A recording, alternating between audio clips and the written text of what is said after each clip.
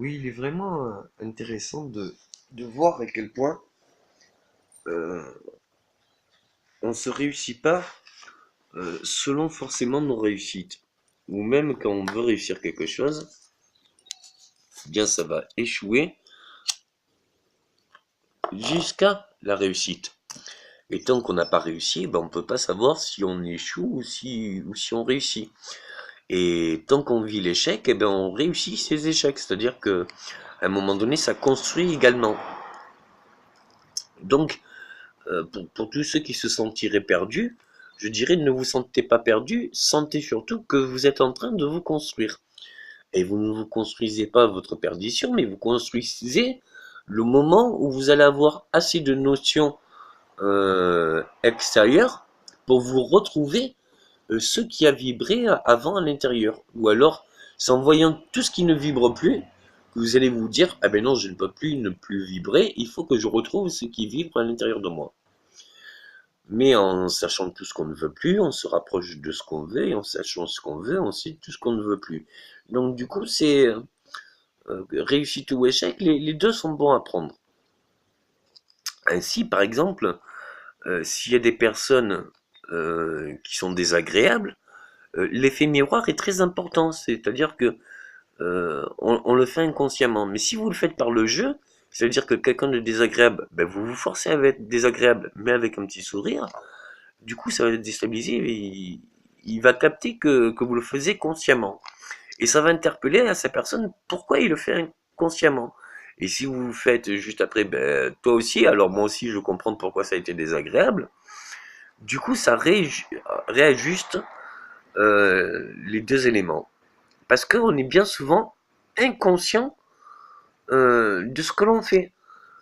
J'ai conscience que je parle, que je m'enregistre à la vidéo, mais je suis inconscient du nombre de vues qu'elle va avoir.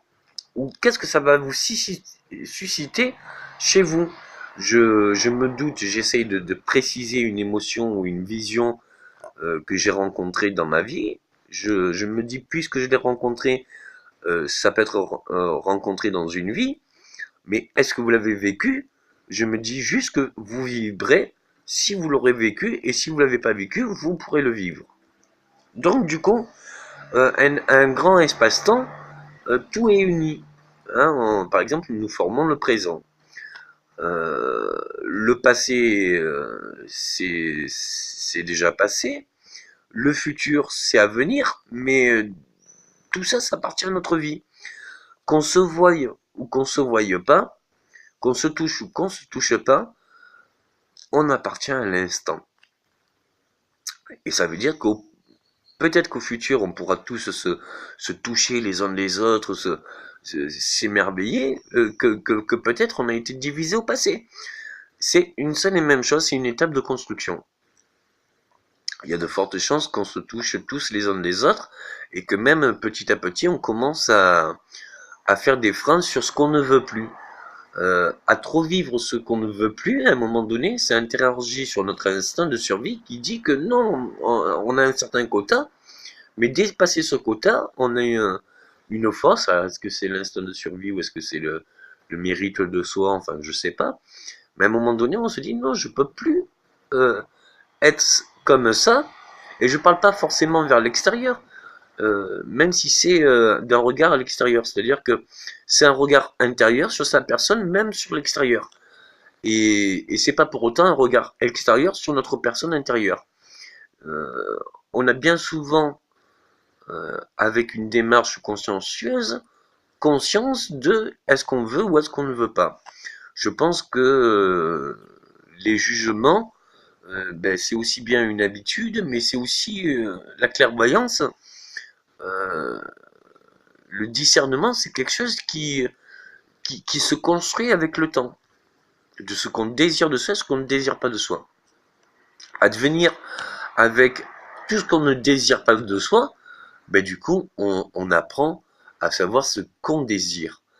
Et c'est très enrichissant de voir qu'on peut se réussir de nos échecs, puisque on a plus peut-être tendance à vivre des échecs que des solutions, enfin jusqu'à maintenant.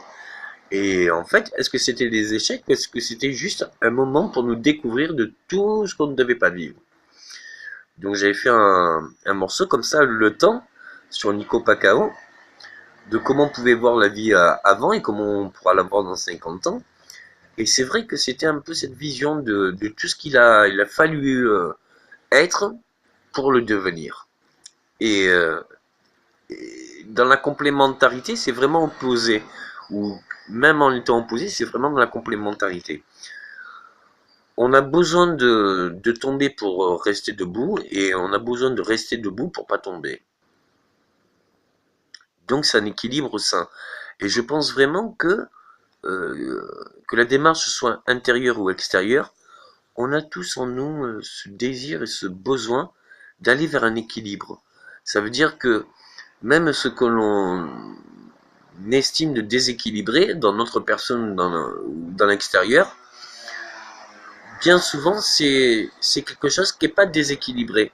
C'est déséquilibré à l'instant où on ne le comprend pas. Mais si on comprend son origine, du coup, ça en devient logique, enfin compréhensif. Et ça en devient moins chaotique. Du coup, c'est juste à rééquilibrer. Il n'y a pas à tout changer, puisque des fois, c'est pas nos vies qui changent, mais c'est nos perceptions de la vie qui changent.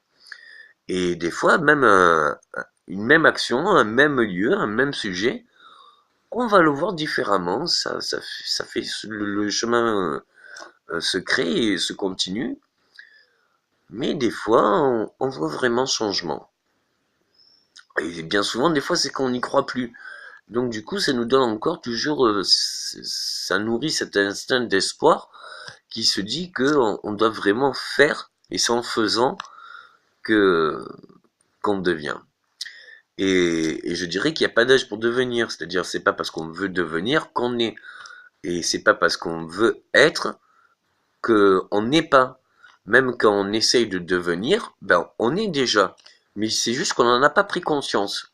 On se découvre juste notre propre conscience.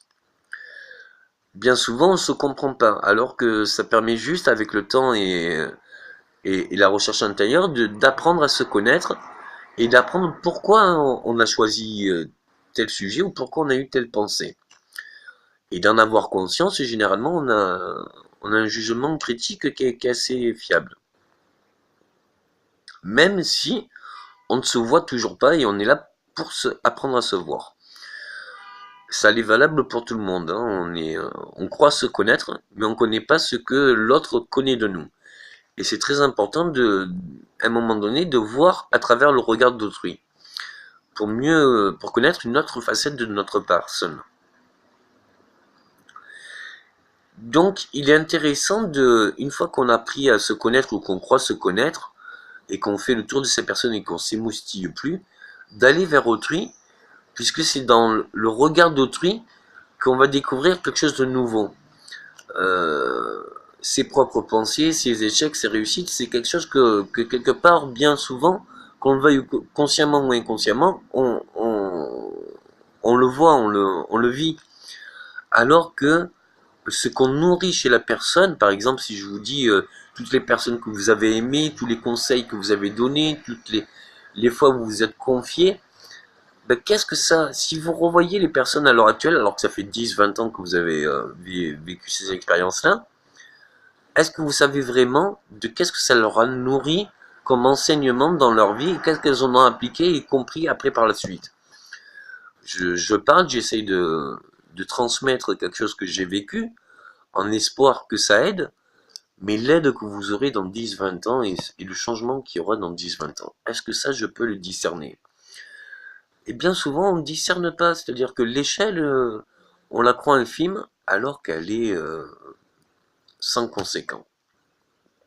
Puisque du moment qu'on découvre quelque chose, on ne peut pas ignorer ce qu'on a découvert. Enfin, on peut oublier, mais même si on oublie, on l'a déjà vécu. Donc, à le revivre, on se dira, ah, je me rappelais pas, mais quand même, ça me revient.